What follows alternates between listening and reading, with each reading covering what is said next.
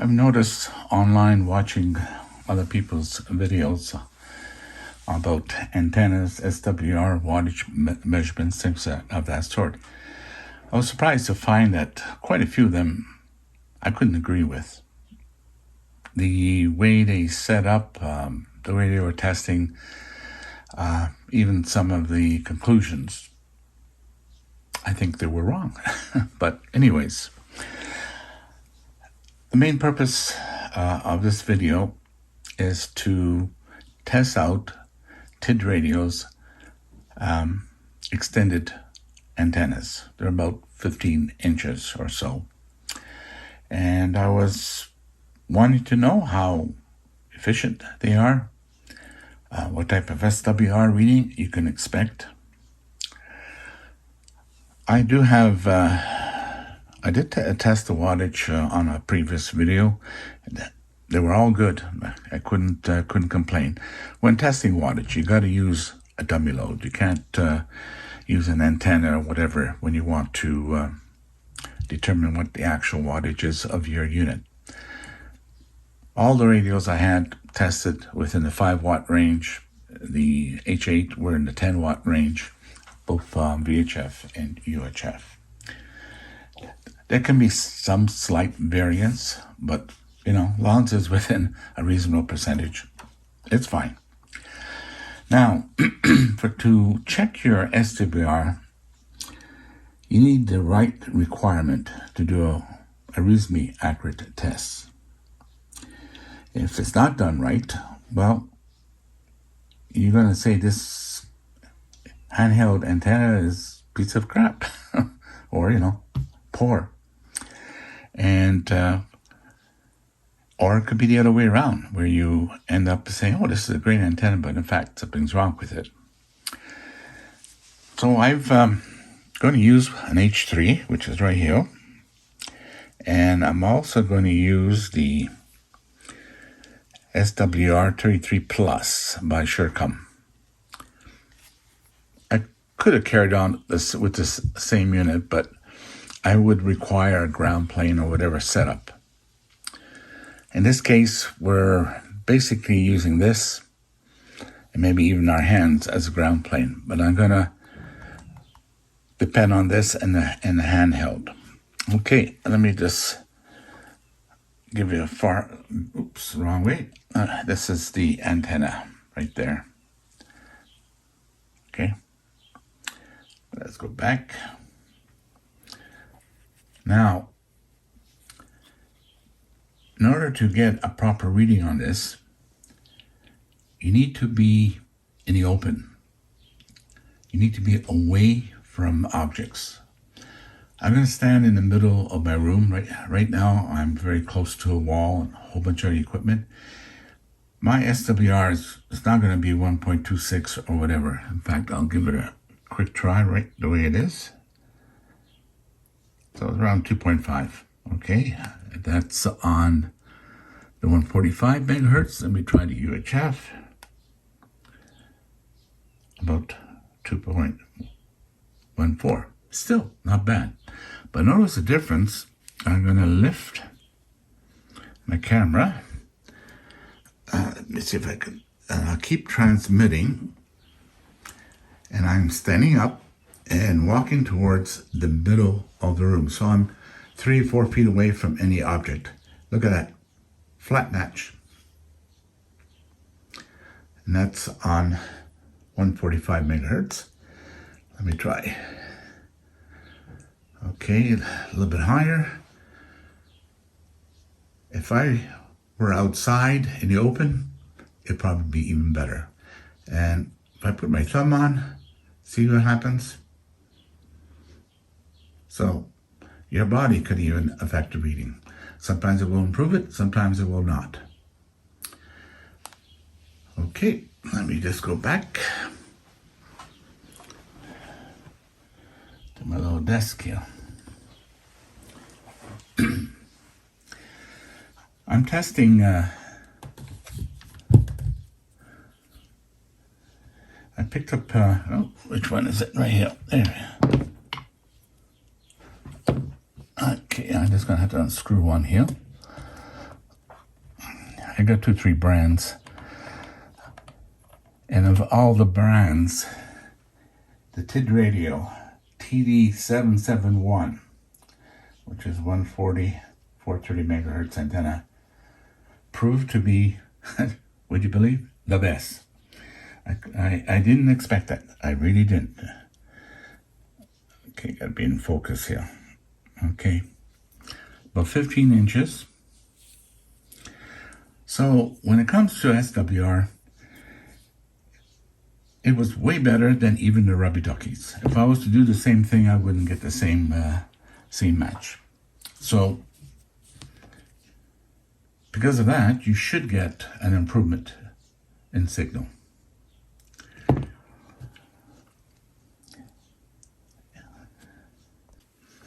Okay, what I'm going to do is I'm going to put the rubber duckies that come with it, just to illustrate the difference. And it really does illustrate how good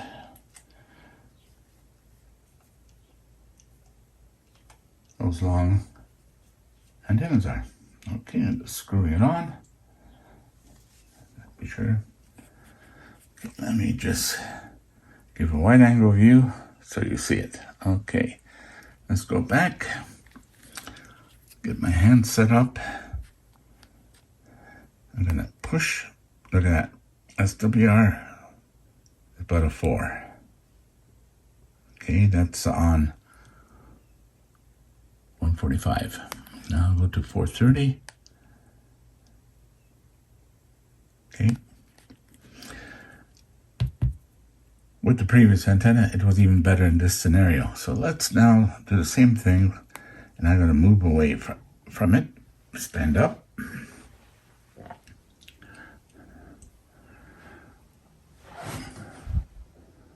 I'm kind of turning around and slowly walking to the center of the room. Okay. There we go. I should be facing the other way to be. So now, if I went outside and open, it will improve. Now, I put my finger on there. Doesn't seem to have the same effect. Let me hit the 430. Okay. So now you know how well the rubber ducky works. So I guess you may want to consider the extended antenna.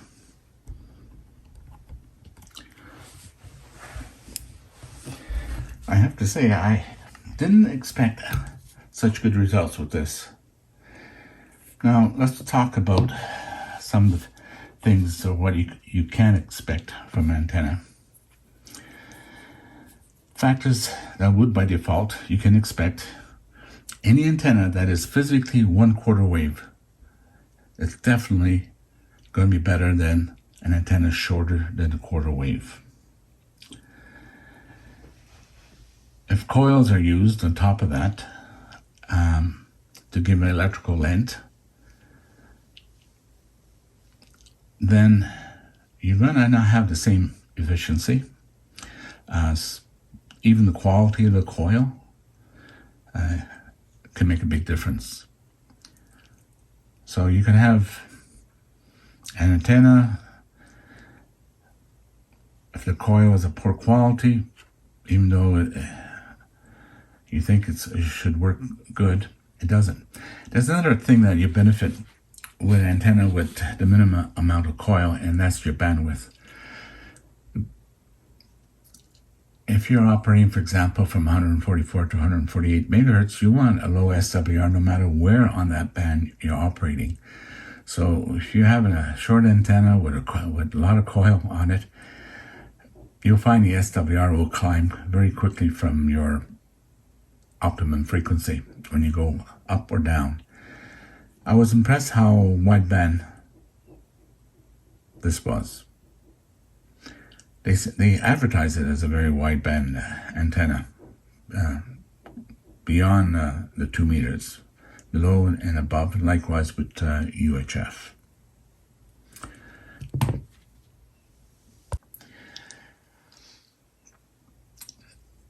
About 19 inches is about a quarter wave for 2 meters. For matching, it may get short or longer. And for 1.25, which is the 220 megahertz, that 19 inch, more or less, would be a half wave. And likewise with 70 centimeters, that's 430, it would be a 5/8 width. So one problem that can throw things off is different countries have different band allocations that are a little bit higher, a little bit lower. And so the manufacturers, they probably don't want a dozen different antennas. They try to use one antenna to cover it all with some compromise. It was one reason why I picked up the 5-pack for $12. If I found it didn't match what I liked, I would take it apart, use it as parts to make my own. But I guess I don't have to. So quite happy with that. So if you're going to order a radio like H3 or an H8, for example, a GMRS is what the band you're going to be using the most, or that's your assignment, then order the handheld for GMRS, because the rubber ducky should be tuned for that particular band. Otherwise, you'll have high SWR. I'm going to play around with these rubber duckies just to see where the optimum frequency is for this, just to be sure I got the right ones. And of course, as you know, if you got the GMRS H3, for example, you can still open it for ham bands if you want to monitor it. And the rubber ducky designed for GMRS frequency would be sufficient for monitoring.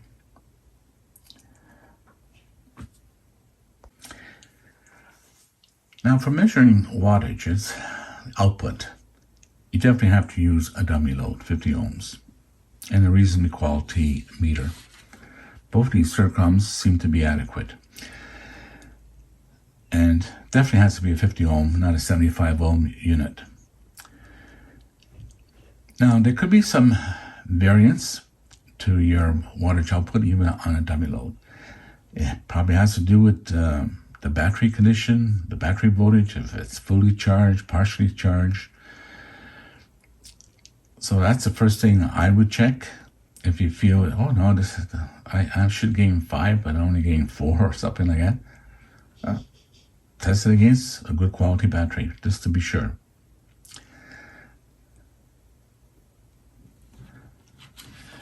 Okay, another area that I see is people testing the antennas. They take a whole different brands and say, whoa, this antenna is better because I can talk farther with it, or my audio quality is better. And that may be the case. There's so many factors that could affect the testing. A person, for example, switches his antenna to another one.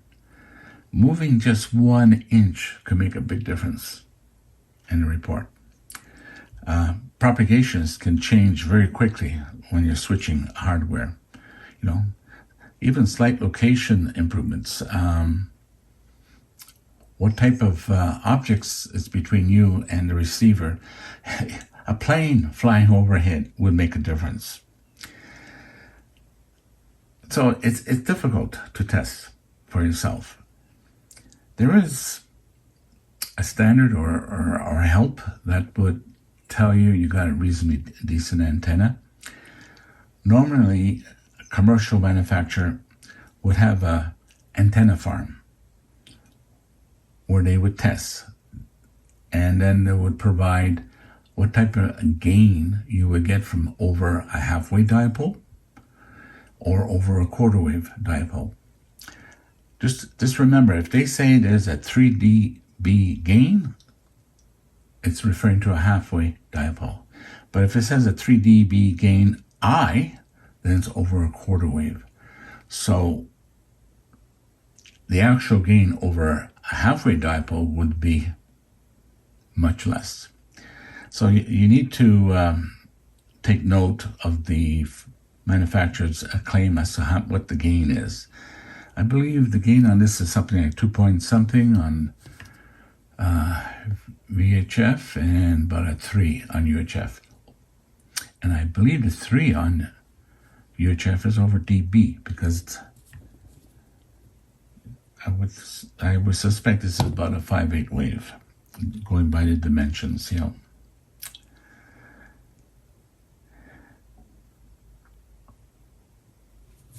Hopefully, the manufacturer that publishes those figures did their own measurements, testing to make their claim. In some cases, they may just be using the math and the data that's already available and stamped. Oh yeah, this is 2.8, this one is 3 dB. That's something you have to determine if your manufacturer did his own testing in their own antenna farm or just using math. If manufacturer said, oh yeah, this antenna here, rubber ducky, is going to give you 3 dB, I know immediately it's wrong. It's physically not possible. So you got to use a little bit of logic. Claiming this antenna is 3 dB on UHF, it's reasonable. It fits the math, it fits the database. So you need to kind of consider that. Okay, I am transmitting on 430 using the extended Tidradio antenna, and I'm just going to walk around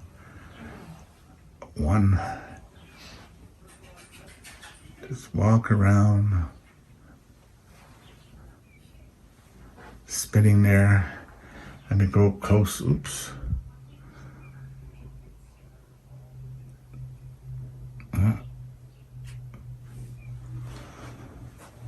I'm just going close to different objects. As you can see, SWR is fantastic. Let me switch over to 145. Oops. No, that was 430. Okay, sorry about that.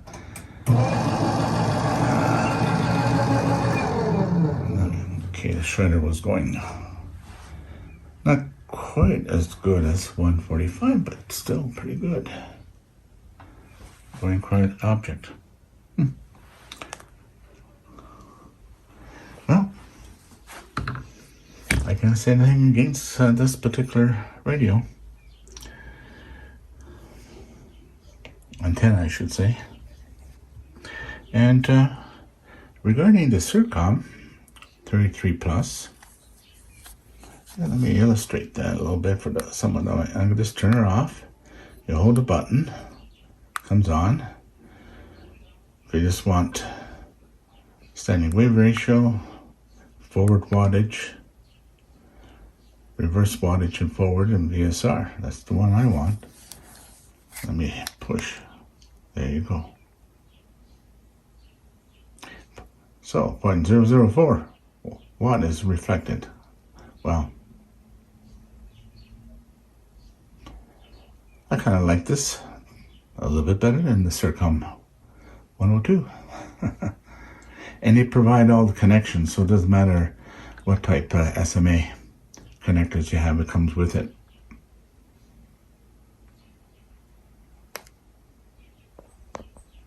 I was kind of interested in the tri-band, and I decided, well, let me take a look at these tri-bands by Abri.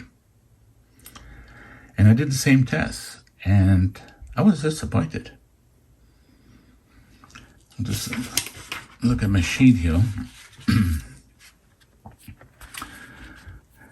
On 430, I was getting 3.64 SWR.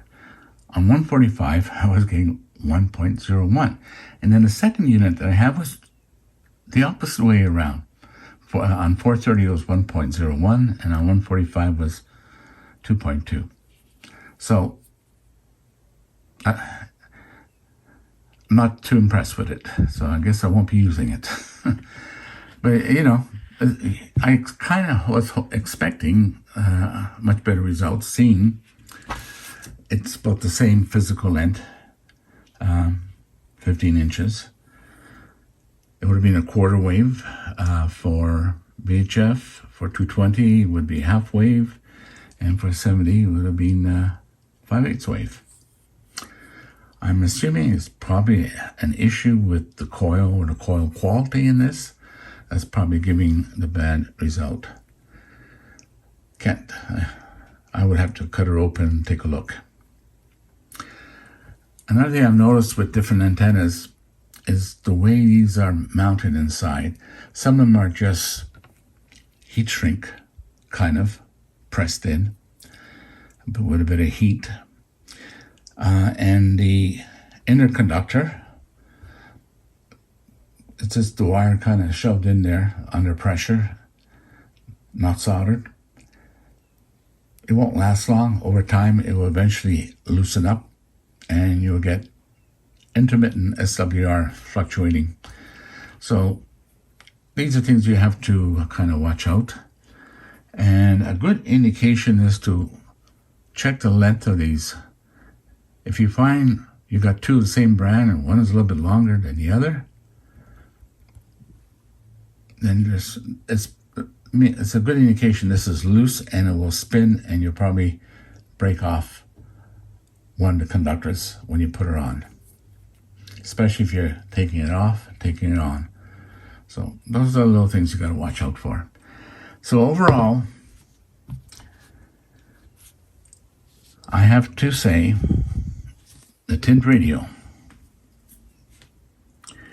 TD-771, I've ordered 5 of these for the ham bands, not GMRS, but the ham bands. And as you see from the video I took, the SWR moved around a lot. It kept it really good. So naturally, most of the wattage that I put out will go out. So it should give you better performance than this rubber ducky. But, you know, they're convenient to have something small. I'll do a little bit further look into this and see if I can find a way to improve on this. You may have to cut one of these open and see what needs to be changed. Perhaps it's a slight tap or even a slight shortening of the tip. I wonder if these things might slip off. We'll see. But for now, if you want to find an antenna that will improve your operation, definitely I can recommend that. I have a link for it if you're interested. I think for one, they're $3, $4, something in that range. If you buy 5, it's about $12. And if you only have 2 radios, well, you get 5, and the other 3 you can take apart and design your own if you're inclined. So I hope this quick little review about the antennas. And be careful how you interpret some of the claims that this antenna is better than the other. It's difficult to do it unless you have a proper commercial range to prove it. So the only thing you can depend on is the math, the data that is expected. But once there's a coil introduced, well, that could be a problem. It makes it more difficult. It has to do with what they call the Q of a coil. And another benefit of this, I already mentioned, is it's wideband, which means I can operate anywhere from 144 to 148, and my SWR will be within a reasonable range.